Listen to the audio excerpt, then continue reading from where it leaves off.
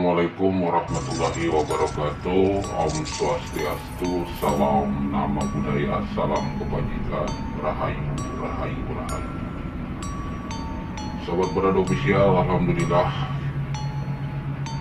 kita dapat bertemu lagi di cerita misteri dari Berada Official. Kali ini Berada Official akan menyajikan sebuah cerita dari seorang teman, sebut aja namanya Oib ya. Dia adalah tukang bubur pangkalan yang biasa berjualan malam hari, yang menceritakannya kepada saya pengalaman misterinya ketika mempunyai langganan, yaitu sosok anak yang kala itu terjadi sekitar tahun 85-an ya. Tapi sebelum berlanjut, jangan lupa untuk subscribe, like, dan share, juga komentarnya.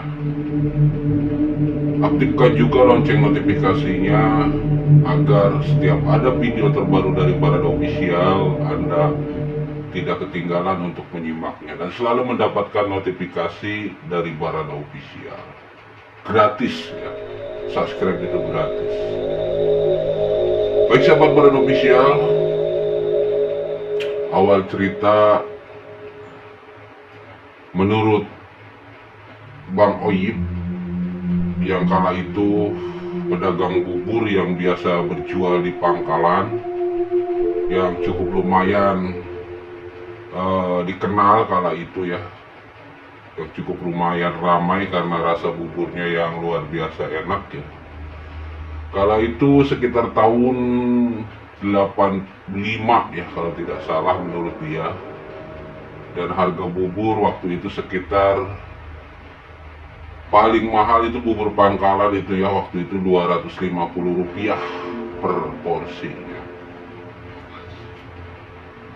Kang Oib ini biasa jualan dari mulai pukul 4 sampai pukul 12 malam di tempat seperti biasa di sebuah pertigaan, di mana di situ ramai tukang-tukang ojek kala itu ya, karena transportasi waktu itu ojek sangat dibutuhkan karena memang kala itu masih jarang sekali kendaraan bermotor roda 2 ya. Dan di pangkalan itu juga biasa nongkrong para pedagang-pedagang sayur yang akan berangkat menjual sayurannya ke wilayah Jakarta ya, ke pasar-pasar di daerah Jakarta.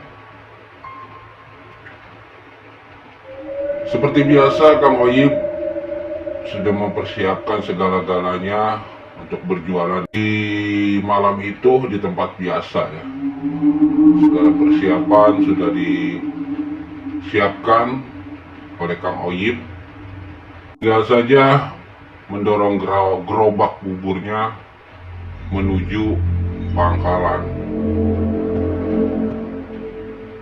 Dan biasanya Bang Oib itu ya tutup sekitar pukul 12 malam, karena memang pada pukul 12 malam itu pangkalan itu atau pertigaan itu mulai sepi karena para pedagang yang akan menjual sayurnya ke Jakarta sudah berangkat ya. Hanya tinggal beberapa tukang ojek yang tersisa. Tapi baru-baru ini Kang Oib menambah waktunya karena memang banyak pengeluaran yang harus Bang Oib keluarkan untuk kebutuhan keluarga. Jadi Bang Oib bukanya diperpanjang hingga selesai. Dan malam itu kebetulan Bang Oib masih ada sedikit buburnya. Waktu sudah menunjukkan pukul 1 malam ya. Dan para tukang ojek pun sudah mulai mengantuk, ada yang sudah tertidur, ada yang masih tetap terjaga, dan ada juga yang tidur-tiduran di atas motor ya. Dan malam itu begitu dingin karena memang sorenya habis hujan, karena memang masyarakat mau keluar pun enggan. Kala itu memang jalannya pun belum diaspal ya, masih menggunakan sirtu atau hanya urugan pasir dan batu yang selalu digenangi air. Sudah banyak langganan Kang Oyib yang sudah biasa beli. Dalam hati Kang Oyib berpikir, ya bubur masih ada, ya udah biarin deh, siapa tahu milik orang. Ada yang lapar malam-malam gini, ada yang begadang cari makanan. Begitu pikir Kang Oyib atau Bang Oyib. Dan waktu pun malam hanya terdengar suara-suara binatang malam. Karena memang sudah menunjukkan pukul 1, suasana sudah sepi, maklum di kampung kala itu ya. Hanya beberapa kendaraan yang lewat di jalan raya. Sedangkan di jalan arah menuju kampung sepi lengang. Tidak ada kendaraan ataupun orang lalu lalang. Ketika Bang Oyib sedang antara tidur dan tidak, dari jauh samar-samar mata Bang Oyib menangkap atau melihat ada seorang perempuan sedang berjalan menuju pertigaan di tempat mana dia mangkal bubur ya, atau berjualan bubur. Dalam hati Bang Oyib, ini perempuan malam-malam mau kemana? Sendiri lagi. Waduh, pikir Bang Oyib. Dan tak lama kemudian perempuan itu pun semakin dekat dan mendekati Bang Oyib. Lalu Bang Oyib berdiri, maksudnya hendak menanya kepada perempuan itu mau kemana dan akan kemana. Namun sebelum Bang Oyib bertanya, perempuan itu ya sudah mendekatinya dan langsung bertanya, "Bang, saya pesen bubur 2 ya bang, dibungkus," kata perempuan itu. Sontak Bang Oyib merasa bahagia gitu ya, karena memang masih ada sedikit sisa buburnya yang belum terjual. "Oh iya mbak, iya dibungkus ya mbak ya, disambelin nggak, pakai kacang nggak?" ujar Bang Oyib ya. Lalu perempuan itu menjawab, "Bang, yang satu pakai semua ya bang, yang satunya jangan dipakai apa-apa ya bang, itu pakai kecap aja buat anak saya. Setiap jam segini pasti bangun lapar," kata perempuan itu. "Oh iya, baik mbak, baik." Lalu Bang Oyib mempersiapkan pesanan wanita itu. Sambil mempersiapkan pesanan wanita tersebut, Bang Oyib sambil ngobrol dan bertanya, "Mbak ini dari mana? Kok datang dari sana? Dan saya baru melihat mbak," kata Bang Oyib. Lalu perempuan itu menjawab, "Saya di pengkolan sana bang. Tuh, dari situ masuk sedikit. Nah itu rumah saya bang. yang catnya warna putih sambil menunjuk ke arah yang dibicarakannya. Lalu Bang Oib menjawab, "Oh, di situ." Sambil terheran-heran Bang Oib karena memang baru melihat perempuan itu. Lalu bertanya lagi, "Mbak baru di sini? Saya kok baru lihat?" "Sebetulnya saya sudah lama, Bang. Iya, cuma saya jarang keluar. Keluarnya kalau anak saya lapar aja," jawab perempuan itu. Dan tak lama kemudian pesanan perempuan itu selesai disiapkan sama Bang Oib, lalu diberikan kepada perempuan itu. Dan perempuan itu pun memberikan selembar uang 1.000 rupiah, karena memang harga bubur itu 250 per porsi. Lalu perempuan itu meninggalkan Bang Oib. Tapi Bang Oib berteriak, "Mbak, Mbak, kembalinya Mbak nih, kembalinya." Lalu perempuan itu menengok sambil agak tertunduk menjawab, "Udah, ambil aja buat abang. Karena saya juga udah ditolongin Bang, anak saya lapar. Tapi bisa makan bubur," jawab perempuan itu sambil berlari. Betapa senangnya Bang Oib, karena selain menjual bubur, juga mendapat kelebihan dari kembalian uang itu yang tidak diambil sama si perempuan tadi.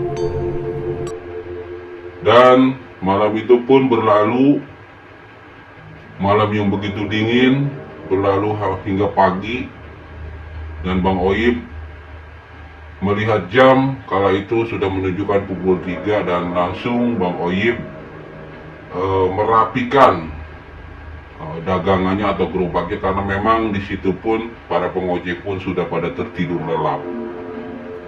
Dan tak lama kemudian Bang Oib mendorong gerobak buburnya untuk pulang. Begitu dan begitu setiap malam Bang Oib didatangi oleh perempuan itu dan selalu memesan 2 porsi bubur dan selalu memberikan uang 1.000 rupiah. Dan pada suatu malam, kala itu sudah pukul 2 ya. Biasanya perempuan itu datang sekitar pukul 1, namun kala itu sudah pukul 2 belum datang. Dan sambil ada seorang tukang ojek yang kala itu belum tertidur sedang ngobrol dengan Bang Oib. Lalu tukang ojek itu bertanya kepada Bang Oib, "Bang, kok tumben jam segini belum tutup? Biasanya jam 12 sudah tutup Bang," tanya tukang ojek itu. Lalu Bang Oib menjawab, "Iya nih, ya buburnya masih ada, biarin itu nungguin langganan saya yang biasa beli," jawab Bang Oib. "Nah, malam-malam begini punya langganan Bang? Langganan suka beli bubur?" tanya tukang ojek itu. "Iya, lumayan." Perempuan sambil gendong anaknya, katanya anaknya lapar, kalau ditinggal sendiri nangis, karena memang dia tinggal sendiri. Suaminya nggak ada, pergi keluar kota untuk mencari rezeki, dia bilang, jawab Bang Oib. "Oh iya, itu perempuan malam-malam anaknya dibawa ke sini?" tanya tukang ojek itu. "Iya, dibawa, digendong. Katanya si rumahnya tuh deket pengkolan itu, masuk sedikit, cat putih rumahnya," kata Bang Oib. Lalu tukang ojek itu melihat ke arah yang ditunjuk sama Bang Oib. Dalam hati tukang ojek itu, di pengkolan itu rumah warna putih, rumah gedung atau tembok memang masih jarang kala itu ya. Nggak ada rumah tembok di situ. Masuk ke dalam sambil dia berpikir menerawang, seolah-olah dia itu ada di yang ditunjuk di tempat ditunjuk oleh Bang Oyib. Tapi semakin dipikir sama dia, memang tidak ada rumah tembok di situ atau rumah yang terbuat dari batu, karena rata-rata di situ kala itu rumahnya masih terbuat dari bilik bambu yang dianyam. Lalu bertanya lagi tukang ojek itu kepada Bang Oyib, "Bang, rasa saya di situ nggak ada rumah terbuat dari batu atau rumah tembok warna putih, Bang?" Tanya tukang ojek itu. Lalu Bang Oyib menjawab, "Ah, orang tiap malam beli di sini, rumahnya di situ," katanya. Jawab Bang Oyib, "Ah, nggak ada, Bang. Nggak ada, bener deh, nggak ada." Dan tak lama kemudian, seasik mereka sedang ngobrol, datanglah orang yang dibicarakan atau perempuan yang dibicarakan itu untuk membeli buburnya lagi. Dan Bang Oyib pun melayaninya seperti biasa, memberikan 2 porsi dan menerima uang Rp1.000. Tapi di sisi lain tukang ojek itu memperhatikan si perempuan itu, dan dengan wajah agak ketakutan, dia pun hanya terdiam karena memang dia kenal dengan perempuan itu. Lalu perempuan itu pergi berlalu sambil melirik ke arah tukang ojek itu dan senyum. Dan tak lama kemudian menghilang di kegelapan malam menuju pengkolan atau tikungan yang ditunjuk tadi sama Bang Oyib. Lalu Bang Oyib ingin kembali ngobrol sama tukang ojek itu, tapi tukang ojek itu terlihat sangat pucat dan seolah-olah merasa kedinginan. Lalu bertanya Bang Oyib, "Heh, lu kenapa? Kok kayak orang kedinginan?" Enggak bang. Maksud Bang Oyib yang langganan abang yang tadi itu?" Tanya tukang ojek itu. "Iya, yang tadi itu. Dia udah ya kurang lebih seminggu lah langganan sama gua." Jawab Bang Oyib. Lalu tukang ojek itu mendekati Bang Oyib dan berbicara, Bang, abang tahu nggak?" Tanya tukang ojek itu. "Tahu kenapa?" "Ya tahu itu perempuan." Jawab Bang Oyib. "Maksud saya Bang, tadi itu bukan orang Bang, bukan orang." "Ah, lu bisa aja lu. Ah, jelas udah orang itu bawa anaknya lapar jam segini. Udah seminggu langganan sama gua. Lumayan kan, beli 2 porsi harusnya bayar 500 tapi dia bayar 1.000. Jawab Bang Oyib. "Ih, abang kalau dibilangin, abang tadi lihat nggak waktu dia ngelirik ke saya lalu senyum? Gua nggak merhatiin orang, gua lagi naruh duit di laci." Jawab Bang Oyib. "Bang, percaya sama saya Bang. Nih, perlu abang tahu ya. Kalau abang mau tahu, itu si Ratih Bang. Si Ratih, orang pindahan yang baru sekitar 10 hari dia mati beranak." Langsung Bang Oyib merasa kaget. "Ah, lu bisa aja lu nakut-nakutin orang," kata Bang Oyib. "Iya Bang Oyib, gak percaya, ayo besok kita lihat dah." Jawab tukang ojek itu. Lalu Bang Oyib pun merasa agak sedikit ketakutan ya. Memang aneh juga sih dia pikir malam-malam bawa anak, yang anaknya itu masih bayi ya. dan selalu dibawa-bawa untuk beli buburnya. Lalu Bang Oyim pun, ya oke, besok kita lihat benar atau enggak. Bang Oyim langsung merapikan gerobak buburnya dan langsung menuju pulang karena Bang Oyim juga merasa ketakutan. Dan tukang ojek itu pun langsung pulang juga menghidupkan motor. Siangnya mereka bertemu berdua dan meneruskan apa yang dibicarakan semalam. Tukang ojek bertanya, "Bang, ayo kita lihat senang abang nggak percaya mah." Tanya tukang ojek itu.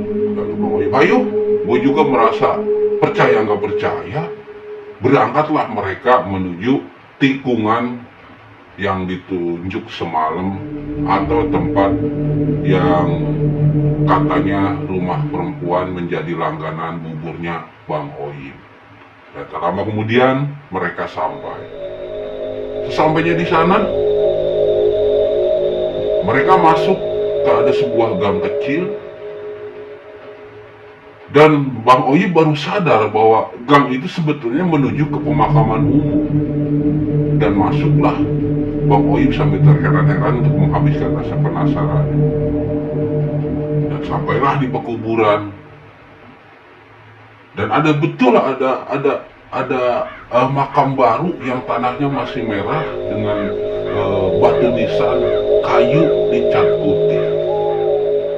Lalu tukang ojek itu menunjuk, "Tuh bang, yang dimaksud cat putih itu mungkin batu nisannya." Lalu Bang Oyim dengan tersentak kaget, "Udah ya pulang." Dan akhirnya mereka pun pulang dan Bang Oyim percaya baru kalau memang langganannya itu benar-benar adalah hantu. Tapi sampai di situ Bang Oyim masih tidak percaya. Kembali lagi dia ke rumah untuk mengecek uang yang diberikan dan ternyata uangnya asli ya. Uangnya asli. Dan semenjak kejadian itu Bang Oyim belum pernah tutup melebihi jam 12 malam. Dan selalu tepat waktu jam 12 Bang Oyim tutup, dimana kala pengojek-pengojek lain bubar dan hanya beberapa yang tertinggal yang istilahnya ngalong, siapa tahu ada rezeki gitu ya. Itulah sahabat Barada Official, sebuah kisah yang dialami sama Bang Oyim di tahun 85. Percaya tidak percaya, saya kembalikan sama Anda. Namun yang saya tekankan, ambil sisi baiknya dari cerita misteri ini, buang sisi buruk. Karena apapun yang terjadi adalah kehendak Allah Subhanahu wa Ta'ala. Kita sebagai manusia hanya bisa menjalaninya. Terima kasih banyak. Jangan lupa untuk subscribe, like, komentar, dan share. Bunyikan juga lonceng notifikasinya agar Anda selalu mendapatkan notifikasi dari Barada Official jika ada video-video terbaru dari Barada Official. Terima kasih banyak. Selamat jumpa pada cerita-cerita berikutnya. Saya tutup dengan billahi taufiq wal hidayah. Wassalamualaikum warahmatullahi wabarakatuh.